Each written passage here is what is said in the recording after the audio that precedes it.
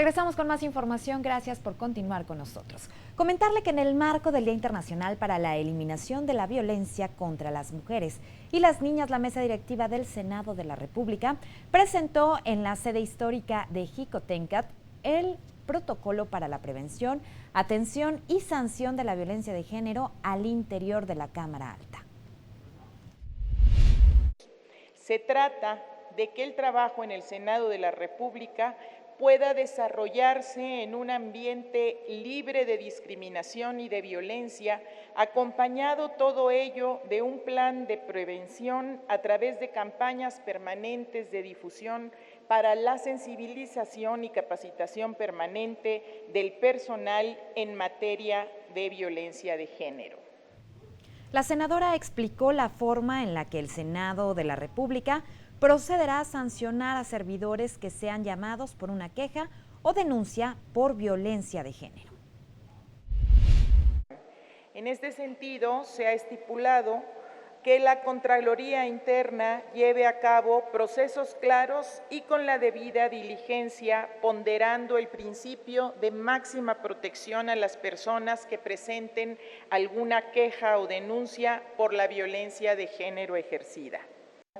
No descansaremos hasta garantizar que todas las personas que colaboramos en este espacio legislativo nos sintamos seguras, libres de toda violencia y discriminación, considerándolo siempre un espacio de solidaridad, compañerismo y respeto mutuo.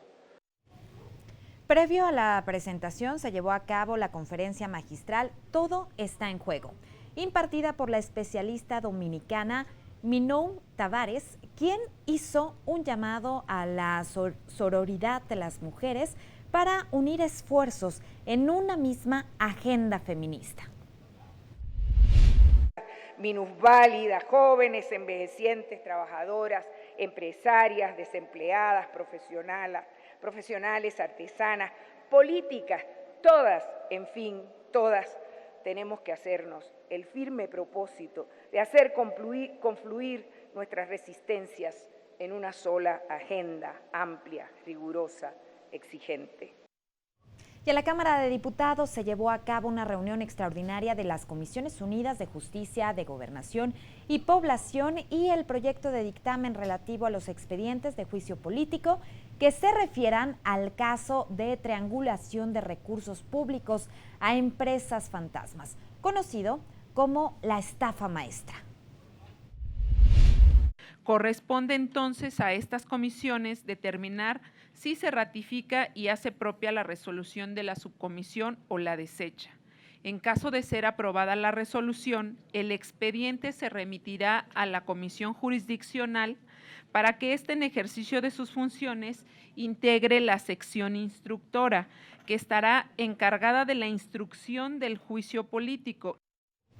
Al ponerse a discusión este proyecto de dictamen, se refirió que el juicio político es un instrumento que se activa mediante una acción legal para sancionar a quienes violentan la Constitución y las leyes que de ella emanen. Pero sí me llama la atención que Rosario Robles está en la cárcel y está inhabilitada. ¿Dónde está Peña Nieto? ¿Dónde está el secretario de Hacienda? ¿Dónde están otros funcionarios que hoy deberían tener un proceso penal en su contra, que también cometieron actos ilícitos? Porque si no parecería, sé que no es la intención, pero parecería que la justicia es selectiva en este país. Pero es también en este artículo 110 de la Constitución donde se señala que las sanciones consistirán en la destitución del servidor público y en su inhabilitación. En caso de que esto sucediera, las sanciones posibles, las únicas dos sanciones posibles que existen en la Constitución, ya no pueden ser, porque ya no procede la destitución y ha sido inhabilitada por el cargo. Quien inició sus propias pesquisas en donde resultó que 1,433 millones de pesos se desviaron a empresas fantasmas que no cumplieron con las actividades para las que fueron contratadas. 1,000 millones más se entregaron a las universidades como comisión por triangular los recursos, y el resto de dinero sirvió para contratar servicios a precios exorbitantes. se encontró que los actos u omisiones de la ciudadana Rosario Robles violaron diversos supuestos del artículo 7 de la Ley de Responsabilidades de los Servidores Públicos, como la utilización indebida de los programas sociales, oportunidades y 65 y más. El ejercicio que se hizo al interior de la subcomisión de examen previo, pues era revisar los expedientes que están vinculados al mismo tema, pero los dos estaban vinculados a la funcionaria o exfuncionaria Rosario Robles. Entonces, de esa manera es que el procedimiento está salvado dentro de la cuestión reglamentaria.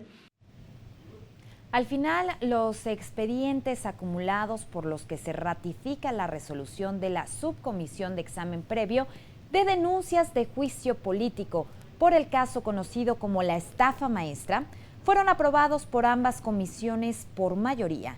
Este expediente se turnó a la comisión jurisdiccional a efecto de que sea integrado a la sección instructora.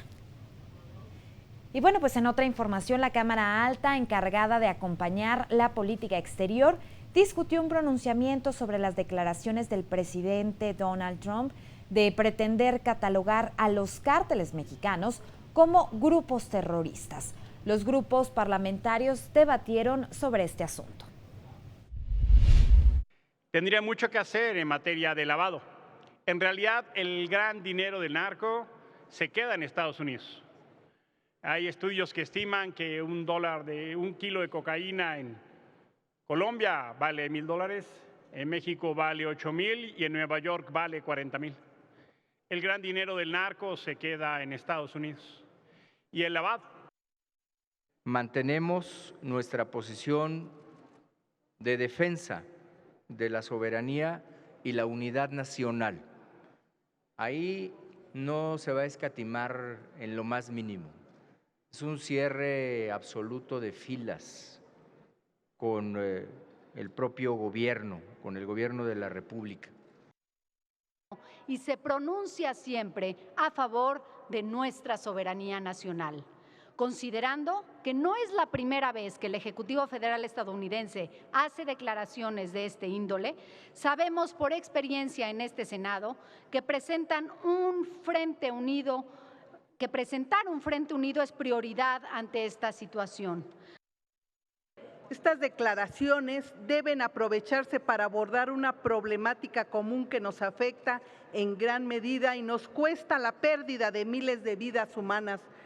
Resolver el problema del narcotráfico y el crimen organizado requiere de una estrecha cooperación de los dos gobiernos y cada uno debe asumir su rol y su responsabilidad. Ante esto, se debatió por el llamado a la unidad nacional hecho por el Ejecutivo y coincidieron en rechazar cualquier intento de injerencia de un gobierno extranjero. Los principios establecidos en la fracción 10ª del artículo 89 de nuestra Carta Magna. Es claro que no permitiremos la intervención de ningún Estado.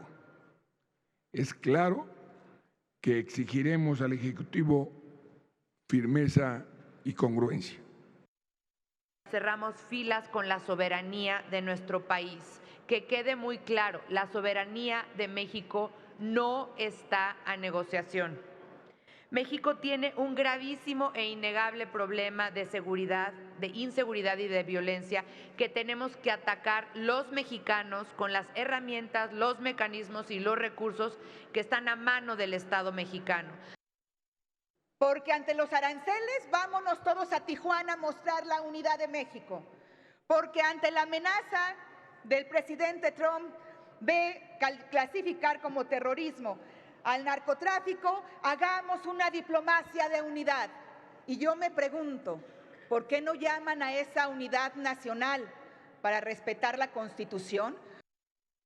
La clasificación de los cárteles mexicanos como terroristas resulta inaceptable, pero tampoco tiene justificación conceptual, puesto que equipararía a organizaciones criminales que solo obedecen a la búsqueda del lucro con los terroristas. Finalmente, el pronunciamiento que fue avalado por el Senado de la República rechazando cualquier intención del gobierno de los Estados Unidos de intervenir en los asuntos de la política interna y de seguridad nacional de México. El Senado de la República expresa su rechazo a las declaraciones del presidente de los Estados Unidos de América relativas a la posible designación de organizaciones criminales mexicanas como terroristas. El Senado de la República ratifica su postura de irrestricta defensa de la soberanía y la unidad nacional y rechaza cualquier intento de intervención por parte de otro Estado. La senadora presidenta del Senado de la República, Mónica Fernández, precisó que la persecución de los delincuentes le compete solo a los mexicanos. Que la aplicación coactiva de la ley en nuestro territorio y en particular la persecución de los delitos cometidos en México compete exclusivamente a las autoridades nacionales sin perjuicio de la cooperación con otro Estado en los términos del derecho internacional, sin que ello implique ningún tipo de intervención extranjera. Tal cooperación, empero, jamás implicará que gobiernos extranjeros asuman atribuciones que solo corresponden al Gobierno de México. Y referente a este tema, también la Junta de Coordinación Política de esta Cámara de Diputados presentó un acuerdo para referirse a las declaraciones del presidente de Estados Unidos de América con relación a considerar como terroristas a los cárteles de la droga de México. Al respecto, los distintos grupos parlamentarios subieron a tribuna para fijar su posicionamiento y en el oficio se manifiesta la preocupación de la Cámara de Diputados por estas declaraciones y sus posibles consecuencias. Expresa su más profundo rechazo a las intenciones intervencionistas del presidente estadounidense Donald Trump, que con el pretexto de combatir a los grupos del crimen organizado que operan en México, pretenden tener mayor injerencia en los asuntos que atañen únicamente a las y los mexicanos. Una intromisión militar sería inaceptable para quienes hemos defendido la soberanía nacional y el control de nuestro sistema financiero, inadmisible. Definitivamente, designar a los cárteles de la droga mexicanos como terroristas no es la vía. Abonar tensión a la relación entre dos naciones no es la vía, menos en un momento en el que en vez de estar en conflicto, se debería estar buscando más y mejores vías de colaboración, vinculación y cercanía. El Partido Encuentro Social no puede ser omiso ante la declaración del presidente Trump, porque hacerlo significa subordinarnos al dictado de una potencia extranjera. Además de comentarle que no queremos ser sus herramientas para una temible reelección. México está recuperando su fortaleza institucional, sin el baño de sangre. Hagamos de este problema una oportunidad para abordar abiertamente el fondo del asunto, que es el negocio por las enormes ganancias que en ambos lados de la frontera generan el tráfico de armas y de drogas. Sin duda, el gobierno mexicano y de los Estados Unidos coinciden en que es preocupante el nivel de organización y la escalada de violencia que alcanzan los cárteles de la droga en el mundo. En este acuerdo, además, la Cámara Baja manifiesta su intención de atender conjuntamente las amenazas comunes, como el tráfico de armas y de estupefacientes. Se refrenda además el interés por mantener la buena relación entre los dos países y el diálogo ejecutivo, así como el legislativo entre las dos naciones. La pretensión claramente injerencista del presidente de los Estados Unidos constituye un atentado en contra de la independencia y la soberanía de nuestro país que las y los mexicanos no podemos permitir. Además, tales declaraciones tienen una evidente intencionalidad electoral enmarcada en su aspiración de reelegirse para un segundo periodo. Rechazamos cualquier amenaza a nuestra soberanía nacional y no permitiremos que ninguna nación pretenda intervenir en asuntos que competen única y exclusivamente al Estado mexicano y a nosotros, a los mexicanos. El terrorismo y el narcotráfico son dos fenómenos totalmente diferentes. Estamos en contra de la intervención de otro país en el nuestro, pero tenemos que hacernos cargo de nuestros problemas. Tenemos que hacernos cargos de la distribución del fentanilo en nuestro país. Tenemos que hacernos cargo de que no llegue la cocaína de Colombia. ¿Y saben de dónde más? De Bolivia. Pero a uno de los principales coca-coleros de Bolivia lo tenemos asilado en nuestro país. Apoyamos las medidas que toma el gobierno de la República para asumir con serenidad y con base en principios de no intervención este momento en que se plantean posibles formas de intervencionismo en territorio nacional. Por eso, concluyo, Presidenta, apoyamos la decisión del Presidente de la República y del Canciller Marcelo Ebrard de ajustarnos al marco de resoluciones de las conferencias de las Naciones Unidas. Regresamos con más información. Quédese con nosotros en este resumen semanal de Noticias del Congreso.